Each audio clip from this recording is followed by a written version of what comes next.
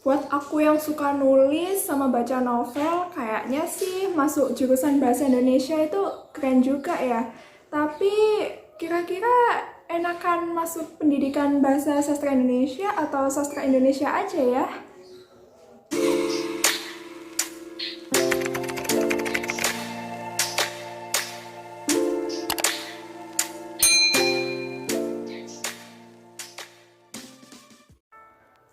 Halo teman-teman yang cinta bahasa Indonesia, perkenalkan aku Lala Amala. Saat ini aku sedang berkuliah di Prodi Pendidikan Bahasa dan Sastra Indonesia di Universitas Negeri Surabaya. Nah, sebelumnya aku pernah galau waktu dulu maba ingin masuk di jurusan Bahasa Indonesia tapi bingung. Lebih baik milih pendidikan bahasa dan sastra Indonesia atau sastra Indonesia saja ya gitu. Akhirnya setelah tanya sana sini dan juga minim informasi waktu itu, akhirnya aku memutuskan untuk kuliah di Prodi Pendidikan Bahasa dan Sastra Indonesia. Nah, pada video kali ini aku nggak hanya membahas tentang perbedaan pendidikan bahasa dan sastra Indonesia dengan sastra Indonesia, tapi juga membahas prospek kerjanya bagaimana, kemudian PTN atau PTS yang menyediakan prodi ini, dan juga beberapa wejangan dari aku untuk kalian yang ingin masuk di prodi ini. Jadi, simak videonya sampai habis ya teman-teman. Oke, yang pertama adalah perbedaan dari pendidikan bahasa dan sastra Indonesia atau yang disingkat PBSI ya, biar nggak panjang-panjang, dengan sastra Indonesia. Nah, di prodi PBSI ini seperti dengan namanya kan ada embel-embel pendidikan. Kalau ada embel-embel pendidikannya itu artinya kita memang diarahkan untuk menjadi seorang tenaga pengajar, baik itu guru maupun dosen. Nah, sama sebetulnya antara PBSI dengan SI itu perbedaannya sangat tipis. Jadi juga sama-sama membahas soal ilmu bahasa, diantaranya ada fonologi, morfologi, sintaksis, semantik, seperti itu. Kemudian juga dapat ilmu sastranya seperti teori sastra, psikologi sastra, kemudian ada sejarah, sastra, dan lain-lain. Kalau bahasa Indonesia ya tahulah ya seperti apa gitu. Nah, di beberapa kampus yang pernah aku tuju dulu waktu awal-awal jadi maba itu seperti contohnya di Universitas Negeri Malang itu ada yang namanya Pendidikan Bahasa Sastra Indonesia dan Daerah. Nah, kalau itu berarti ya mempelajari pendidikan, mempelajari ilmu bahasa, sastra, dan juga ada ilmu bahasa daerahnya. Karena di Malang kan Jawa, artinya kita belajar soal bahasa daerah Jawa.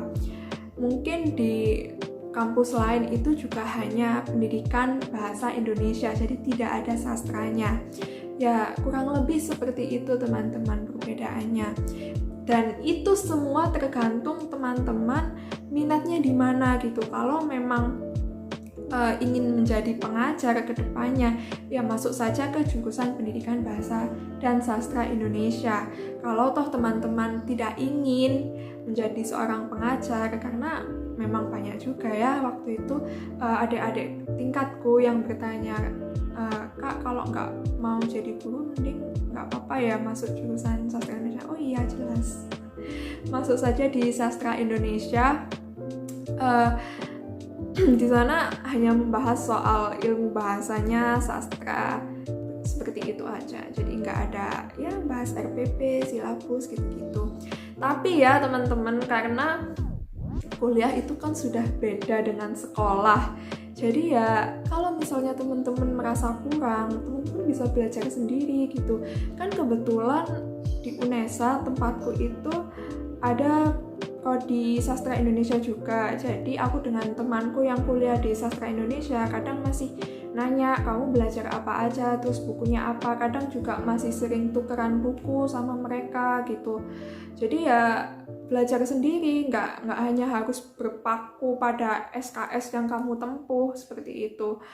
Karena ya kita di kuliah udah nggak diarahin lagi, kamu harus belajar ini. Kamu bisa aja belajar yang lain gitu. Meskipun aku kuliah di bahasa Indonesia, tapi aku belajar coding kan juga nggak apa-apa, nggak masalah. Yang penting nanti kedepannya itu berguna buat kehidupanmu, seperti itu. Kedua, aku mau bahas soal prospek kerja dari jurusan ini untuk pendidikan bahasa dan sastra Indonesia, karena jelas ya kita diarahkan untuk menjadi guru, artinya prospek kerjanya juga menjadi seorang guru di SMP dan SMA atau MA, SMK juga, karena kalau di SD kan harusnya kita kuliah di PGSD ya. Nah kalau ini kita hanya bisa di tingkat SMP dan SMA. Untuk jadi dosen juga bisa, tapi teman-teman harus menempuh S2 dulu. Kemudian teman-teman juga bisa jadi seorang ahli bahasa, kemudian menjadi presenter, MC, dan lain-lain. Karena di bahasa Indonesia juga diajari dong caranya public speaking gitu. Ya pasti. Atau mungkin teman-teman pengen jadi seorang penulis, itu juga bisa banget.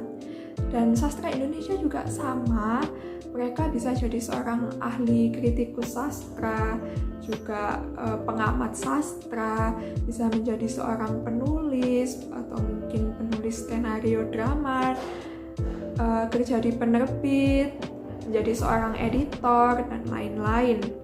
Kurang lebih seperti itu prospek kerjanya dari jurusan ini, teman-teman. Jadi jangan khawatir, jurusan ini luas banget kesempatannya. Oke, yang ketiga adalah PTN dan PTS yang menyediakan prodi ini. Oke, yang pertama kita bahas perguruan tinggi negeri dulu ya. Nah, perguruan tinggi negeri yang bisa kalian tuju jika ingin kuliah di PBSI maupun SI, yang pertama adalah Universitas Indonesia. Wah, siapa yang tidak ingin kuliah di UI ya teman-teman?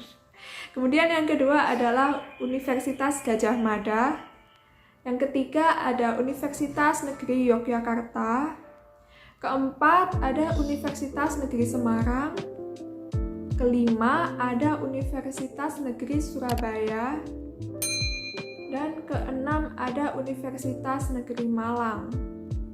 Nah, teman-teman nggak usah khawatir karena di PTN ini, prodi ini sudah terakreditasi mulai dari B sampai dengan A, bahkan ada yang sudah akreditasi internasional.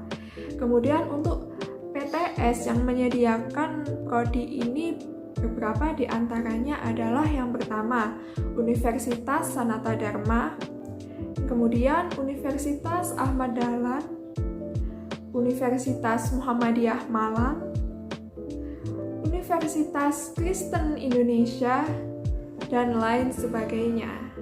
Nah, itu adalah PTN dan PTS yang bisa teman-teman tuju jika ingin kuliah di jurusan Bahasa Indonesia.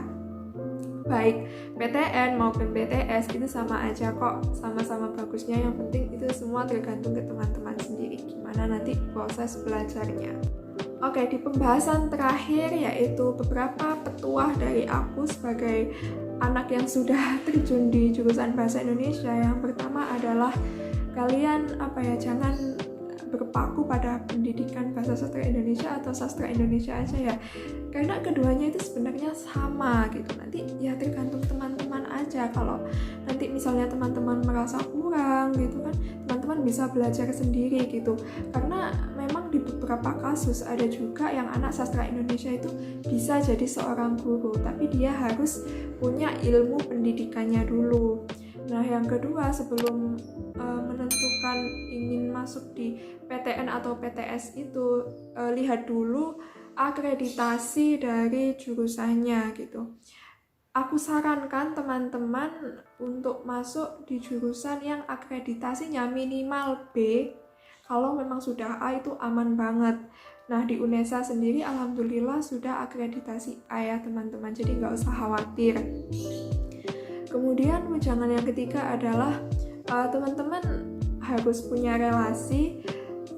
Seperti aku, anak PBSI juga punya teman dengan sastra Indonesia, jadi bisa saling tukar ilmu, apa aja yang mereka pelajari, buku-buku apa aja yang mereka punya. Nah, itu nanti bisa barter, karena nanti di beberapa semester aku belajar dari SKS yang sudah pernah dia ambil, dan mungkin dia yang di kuliah SI Sastra Indonesia belum belajar dari SKS yang sudah pernah aku ambil, jadi bisa saling tukar gitu teman-teman.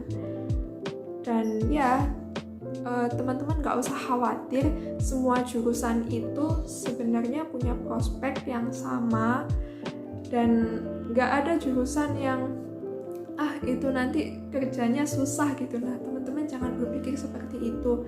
Jurusan bahasa Indonesia itu luas kok teman-teman ya. Bayangin aja ya, kita dari SD sampai dengan kuliah, bahkan pasca sarjana itu pun juga masih ada mata kuliah bahasa Indonesia. Jadi teman-teman gak bisa menghindar dari yang namanya bahasa Indonesia ya.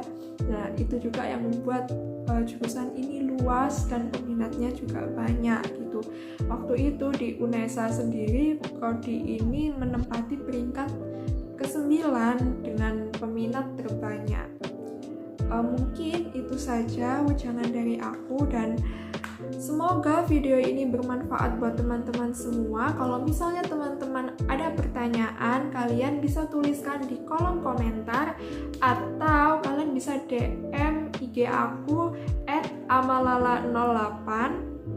Pasti aku balas kok teman-teman, tenang aja. Sekian ya video hari ini, sampai ketemu di video selanjutnya.